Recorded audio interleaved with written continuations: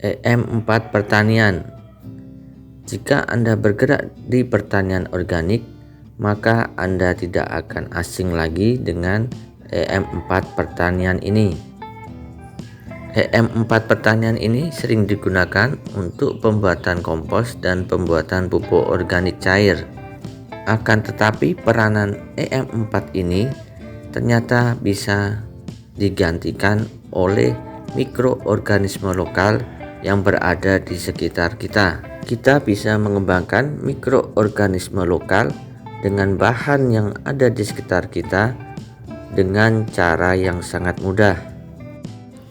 Dan ternyata salah satu bahan untuk pengembangan mikroorganisme lokal adalah terasi.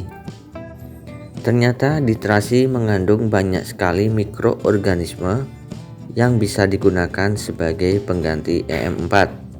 Mikroorganisme yang terkandung di terasi seperti Saccharomyces, Aspergillus, dan Lactobacillus sp. Selain itu juga di terasi mengandung mikroba pelarut fosfat. Dalam pengembangan mol ataupun mikroorganisme lokal, maka selain bahan utama yang akan kita kembangkan, kita juga membutuhkan karbohidrat dan juga glukosa. Untuk karbohidrat sendiri saya menggunakan air cucian beras, dan untuk glukosa saya menggunakan gula pasir. Dan untuk terasi saya menggunakan 4 bungkus, dan untuk satu bungkus ini beratnya sekitar 4 gram, jadi total saya menggunakan 16 gram. Baiklah, langsung saja kita ke proses pengembangan mol dari terasi.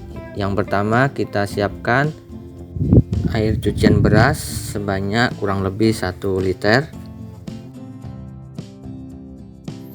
Kemudian kita masukkan terasi ke dalam air cucian beras. Kita hancurkan, cukup diremas-remas saja, karena terasi ini tidak begitu keras dan mudah hancur ataupun lumer jika terkena air. Untuk proses pembuatan dari mol berbahan baku terasi ini sekitar 2 minggu, dan di awal-awal pembuatan akan muncul gas yang harus kita buka setiap harinya. Sedangkan untuk aroma sendiri itu akan terjadi perubahan dari aroma yang khas aroma terasi akan berubah menjadi aroma berbau tape. Jadi aroma terasinya akan hilang ketika mol ini sudah berumur sekitar 2 mingguan. Setelah semua terasi masuk dan hancur, maka proses selanjutnya kita akan melakukan fermentasi dengan menyimpannya di tempat yang tertutup. Untuk tempat penyimpanan saya menggunakan botol bekas ukuran 1,5 liter. Kemudian kita masukkan campuran terasi dan air beras tadi ke dalam botol.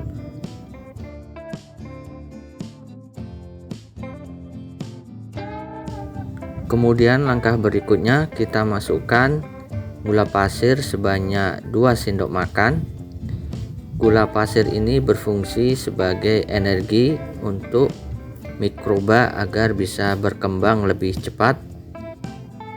Jika Anda memiliki molase, Anda bisa menggunakan molase ataupun juga bisa menggunakan gula merah.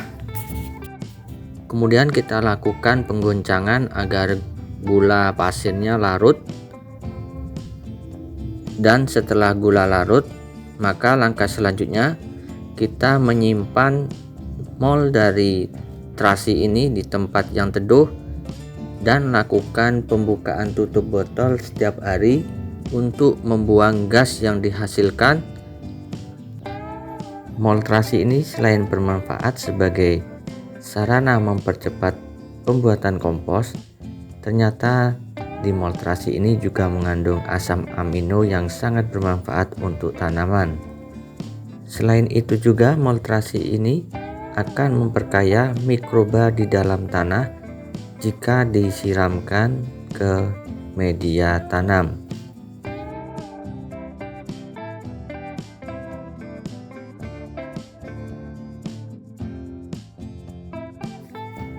Baiklah, ini adalah mol terasi yang sudah siap pakai dan sudah terfermentasi selama 14 hari. Untuk pemakaian sebagai decomposer, Anda bisa menggunakan takaran 1:5. Jadi 1 bagian mol terasi berbanding 5 air bersih. Sedangkan jika Anda ingin langsung aplikasikan ke tanaman, Anda bisa membuat larutan dengan perbandingan 1 bagian mol terasi berbanding 10 bagian air bersih. Untuk pemberian ke tanaman, Anda bisa lakukan 1 minggu sekali. Sekian video dari saya, semoga bermanfaat.